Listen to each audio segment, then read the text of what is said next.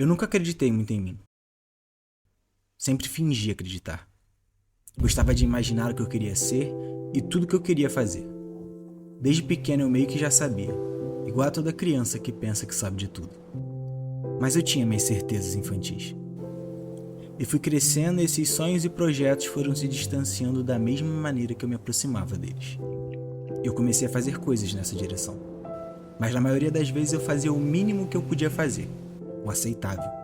E isso, consequentemente, trazia resultados inaceitáveis.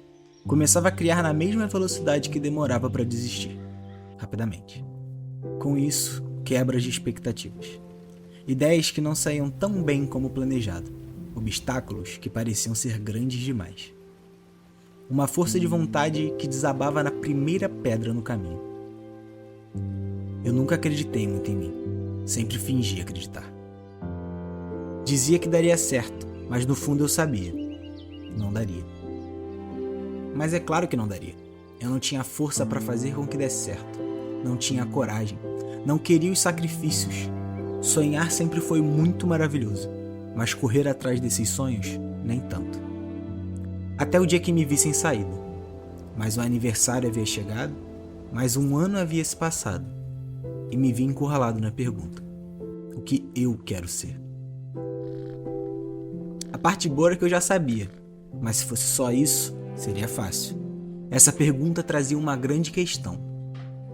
Para eu fazer o que eu queria fazer, eu teria que acreditar em mim. Eu teria que fazer, não só acreditando, mas sabendo que iria dar certo.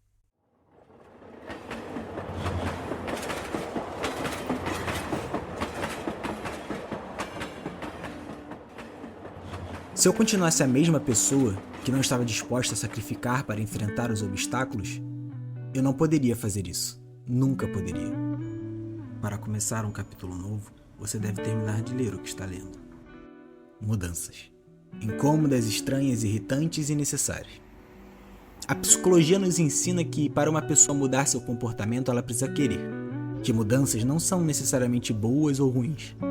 Nós devemos aprender com nós mesmos. Minha psicóloga sempre diz: um passo de cada vez, um dia depois o outro.